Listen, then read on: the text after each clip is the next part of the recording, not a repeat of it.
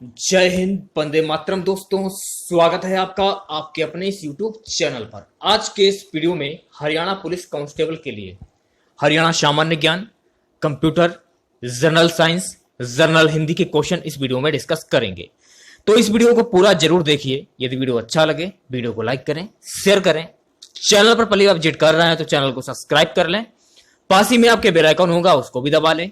इससे आने से नए वीडियो नोटिफिकेशन आप सभी लोगों तक आसानी से पहुंच जाएगी। सबसे पहले खुद से प्रयास कीजिए इन सभी क्वेश्चन के आंसर देने का। 2 से 3 सेकंड के बाद मैं आंसर क्लियर कर दूंगा। तो सबसे पहले हम लोग हरियाणा सामान्य ज्ञान के क्वेश्चन इस वीडियो में डिस्कस करेंगे। क्वेश्चन है कि प्रसिद्ध चीनी यात्री ह्वेनसांग ने अपनी पुस्तक में हरियाणा के किस नगर के वैभव एवं समृद्धि का वर्णन किया है? हर्षवर्धन के शासनकाल में आए चीनी यात्री ह्वेनसांग ने अपनी पुस्तक के थानेश्वर नामक स्थान की समृद्धि एवं वैभव का वर्णन किया है। तो ए वाला जो ऑप्शन है आपका थानेश्वर बिल्कुल करेक्ट हो जाएगा। राज्य में बेरोजगारी भत्ता योजना कब प्रारंभ की गई थी?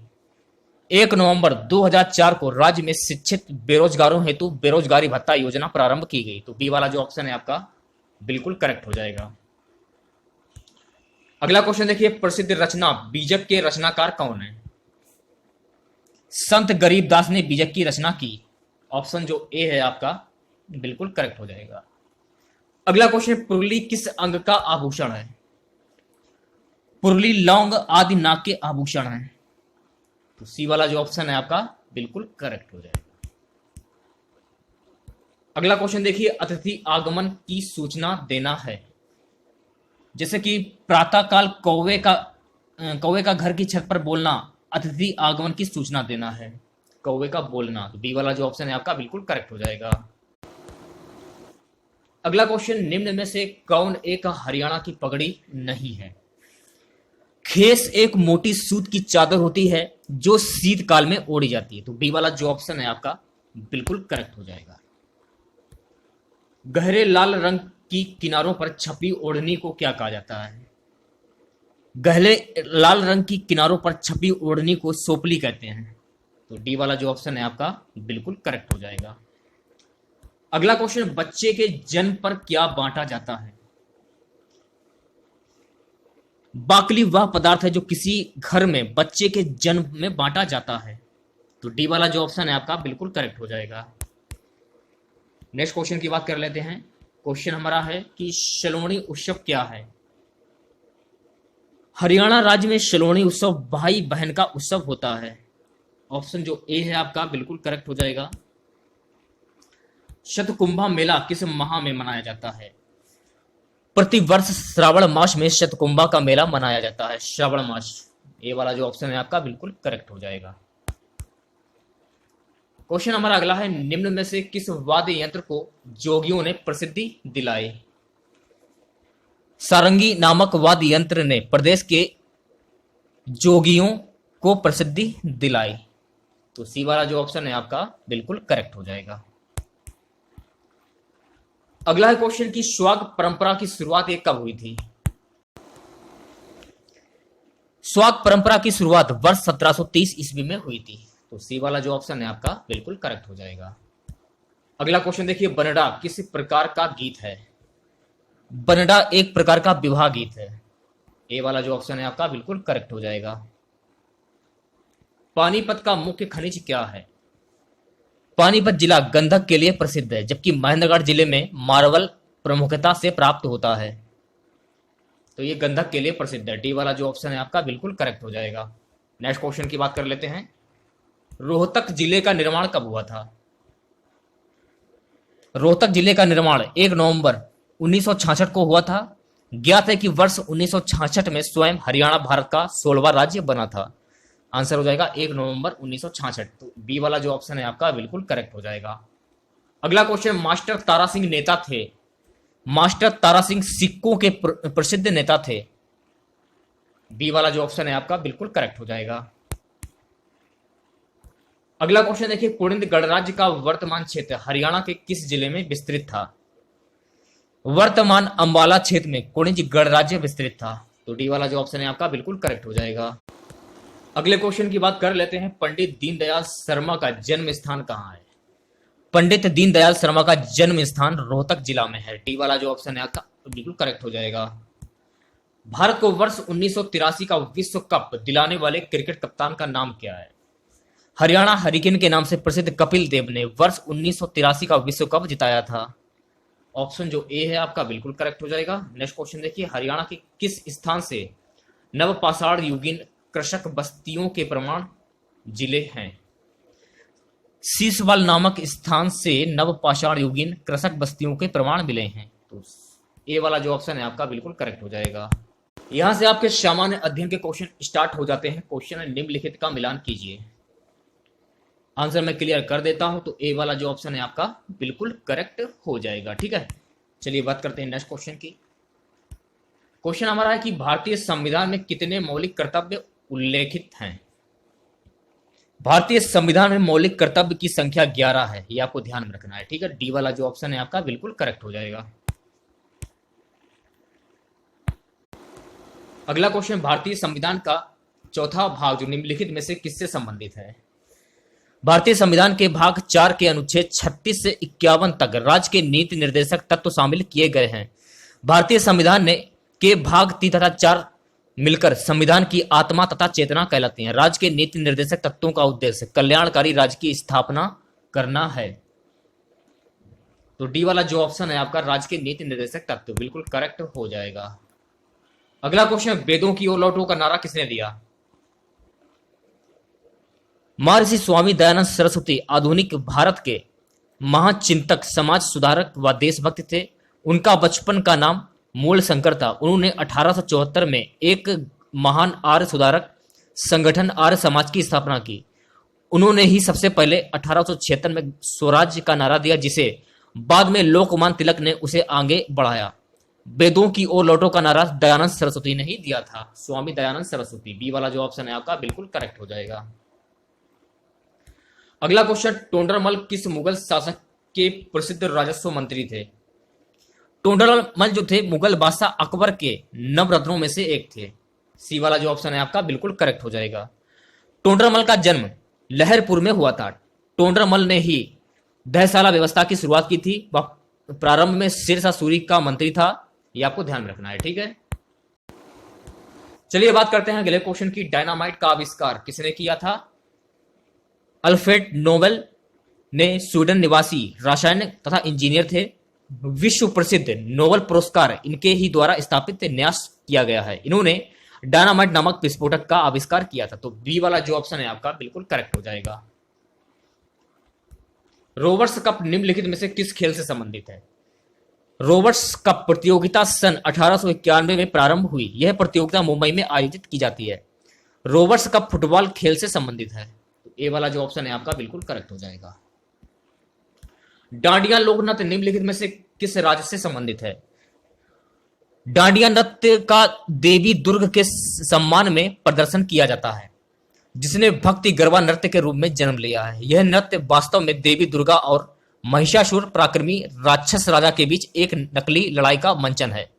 डांडिया न केवल गुजरात में नवरात्रि का एक महत्वपूर्ण हिस्सा है, बल्कि अन्य फसल से संबंधित त्योहारों के लिए भी जाना जाता है। तो सी वाला जो ऑप्शन है आपका बिल्कुल करेक्ट हो जाएगा, गुजरात। चलिए बात करते हैं अगले क्वेश्चन की। एस अगेंस्ट ऑड्स किस खिलाड़ी की आत्मकथा है? एस अगेंस्ट ऑड्स टेनिस खिलाड़ी सोनिया मिर्जा की महिला डबल में दुनिया की नंबर 1 खिलाड़ी बनने तथा एक के सफर पर लिखी गई आत्मकथा है। सोनिया मिर्जा। बी वाला जो ऑप्शन है आपका बिल्कुल करेक्ट हो जाएगा। प्रकाशक हार्पर कॉलिस के अनुसार एस अगेंस्ट ऑड्स शीर्षक में सोनिया तथा और उनके पिता इमरान मिर्जा ने अपनी आत्मकथा लिखी है। सोडा वाटर का आविष्कार किसके द्वारा किया गया था? यह क्वेश्चन में पूछा जा रहा है। सोडा वाटर की खोज 1767 में जोसेफ प्रिस्टले ने की थी। तो आपको ध्यान रखना है, जोसेफ प्रिस्टले। बी वाला जो ऑप्शन है आपका बिल्कुल करेक्ट हो जाएगा। यह एक कार्बोनेट वाटर है जिसका रासायनिक सूत्र H2CO3 है। जोसेफ प्रिस्टले ने 1774 में ऑक्सीजन की भी खोज की थी।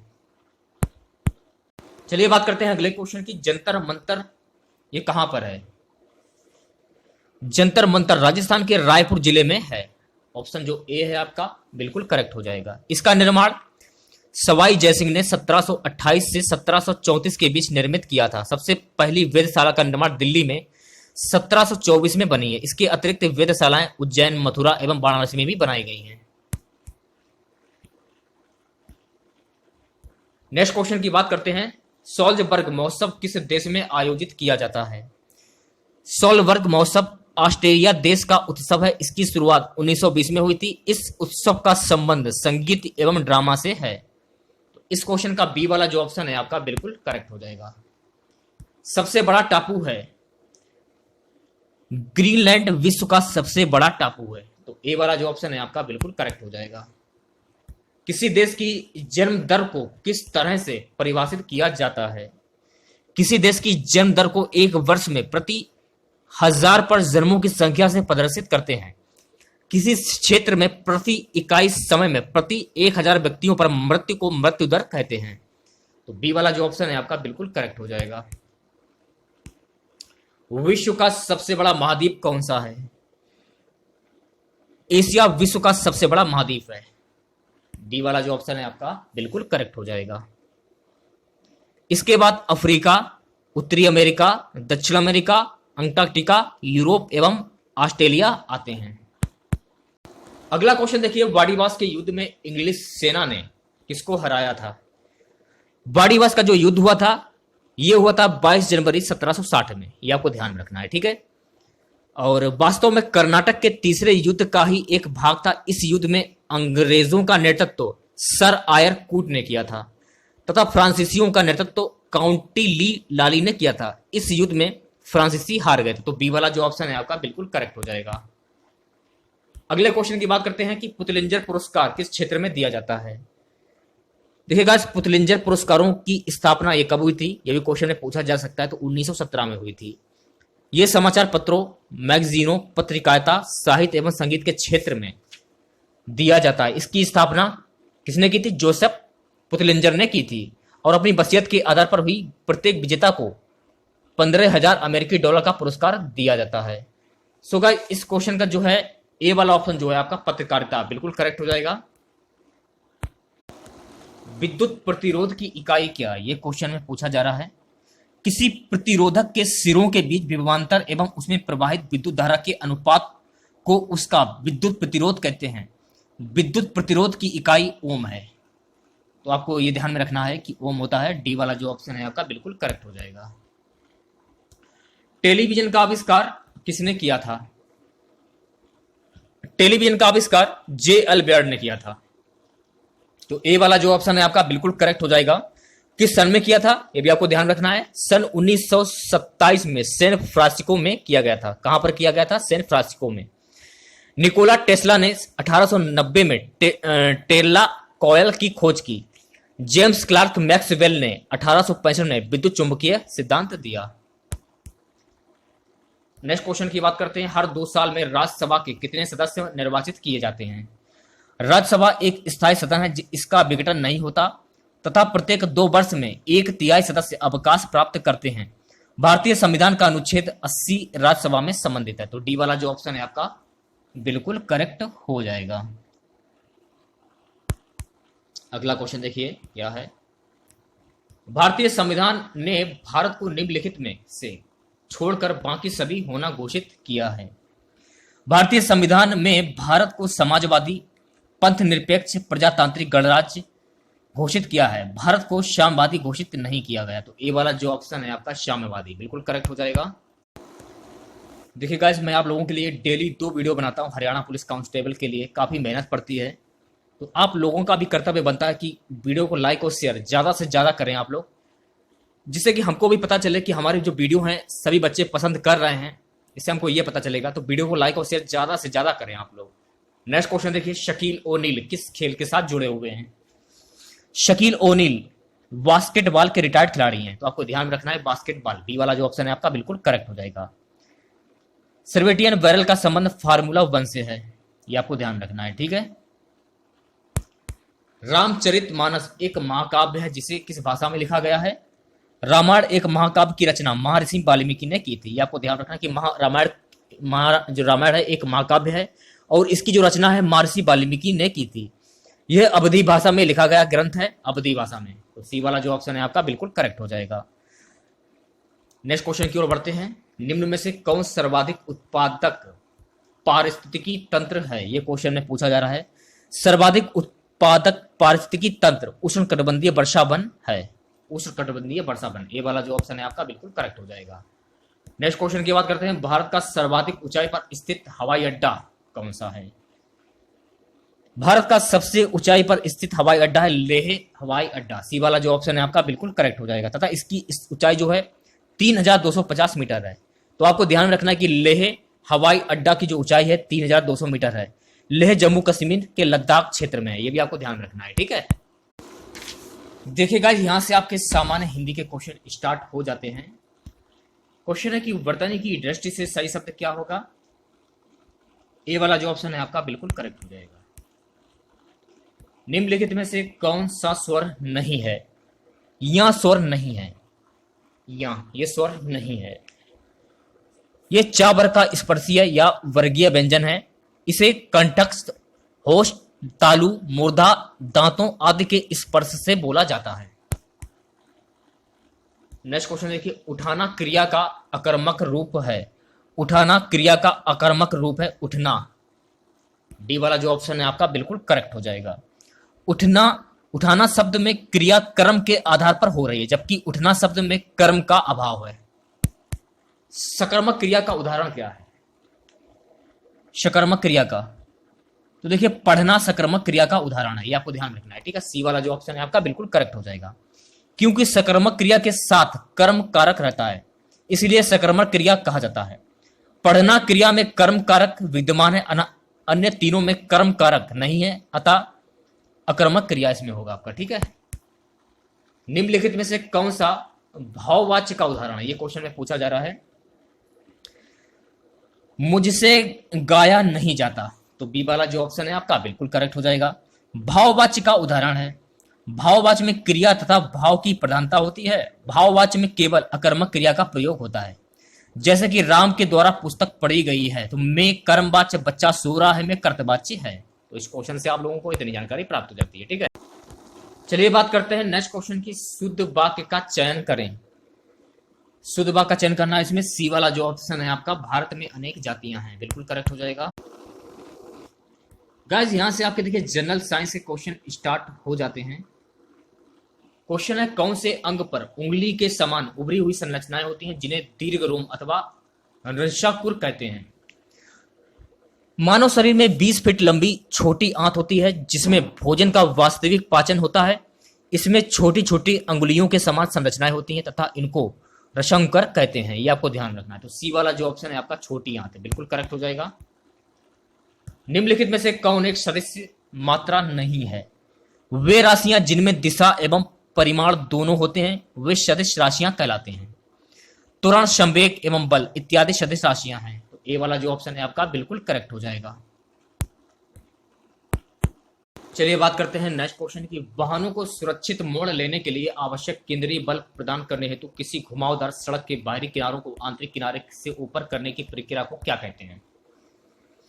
सड़कों में बाहरी किनारों में आंतरिक किनारों की तुलना में ऊंचे बनाना बैंकिंग कहलाता है। तो ये क्या कहलाता है? बैंकिंग कहलाता है, ठीक है। ढालू सड़क, सड़क की बैंकिंग। ए वाला जो ऑप्शन है आपका बिल्कुल करेक्ट हो जाएगा। यह कार्य इसलिए किया जाता है ताकि गाड़ी को मुड़ने के लिए आवश्यक अभिकेंद्र बल प्राप्त हो सकता है, ठीक है। चलिए बात करते हैं नेक्स्ट क्वेश्चन की। संभारिक क्या होते हैं? ये क्वेश्चन में पूछा जा रहा है। संभारिक, संभारिक क्या होते हैं? जिन तत्वों के परमाणु भार समान तथा परमाणु क्रमांक भिन्न भिन्न होते हैं, भिन्न भिन्न होते हैं, उन्हें संभारिक कहते हैं। तो बी वाला जो ऑप्शन है आपका बिल्कुल करेक्ट हो जाएगा। भिन्न भिन्न होते हैं, ठीक है। चलिए बात करते हैं अगले क्वेश्चन की। निम्नलिखित में से कौन सा युग्म गलत है? बी वाला जो ऑप्शन है आपका सेकंड, पिंच ब्लेड तांबा, बिल्कुल करेक्ट हो जाएगा। मलेरिया फैलाने वाले रोगाणुओं की खोज किसने की थी?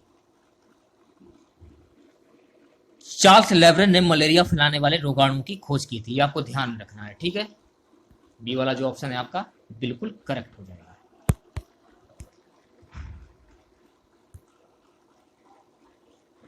मवेशी घास निगलने के उपरांत उसे कहां पर संग्रहित करते हैं? देखिए, सभी क्वेश्चन के आंसर कमेंट बॉक्स में जरूर बताइए। जब तक आप खुद से प्रयास नहीं करेंगे तब तक आपकी कुछ भी समझ में नहीं आएगा।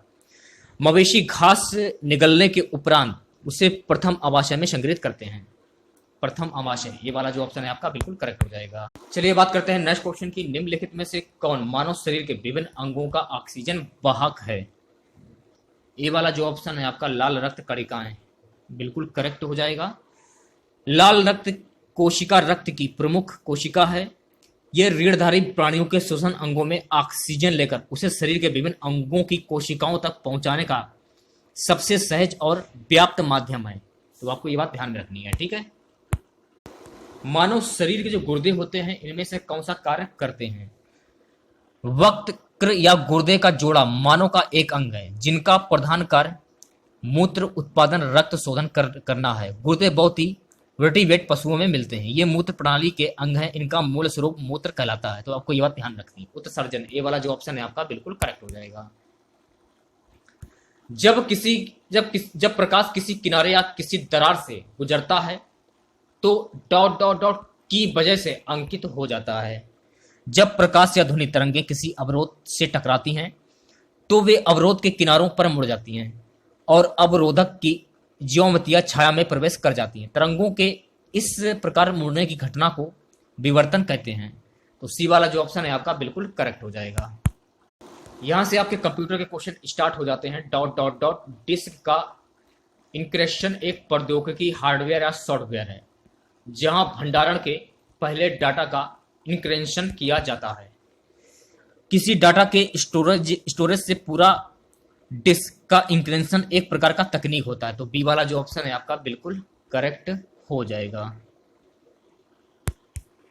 अगला क्वेश्चन देखिए, LAN का असंक्षिप्त रूप क्या है? LAN का अर्थ होता है लोकल एरिया नेटवर्क। ये आपको ध्यान में रखना है, ठीक है। यह एक सीमित क्षेत्र का कंप्यूटर नेटवर्क है जो किसी घर, स्कूल या संस्था आदि के कंप्यूटरों को जोड़ता है। चलिए बात करते हैं नेक्स्ट क्वेश्चन की।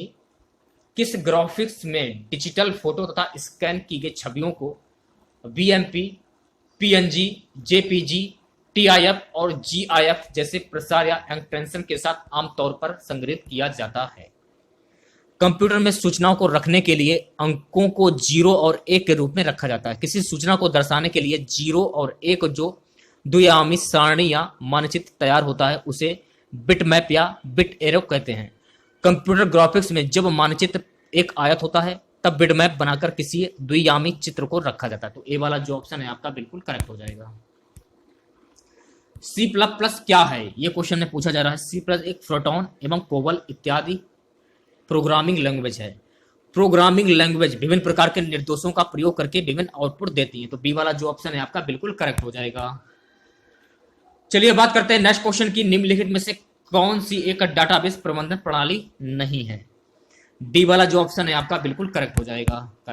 नेक्स्ट क्वेश्चन की बात कर लेते हैं। निम्नलिखित में से कौन सा एक संशोधक बटन मॉडिफायर की है? ये क्वेश्चन में पूछा जा रहा है। तो डी वाला जो ऑप्शन है आपका सभी विकल्प सही हैं। Control shift alt. एक IP address dot dot dot bit संख्या है।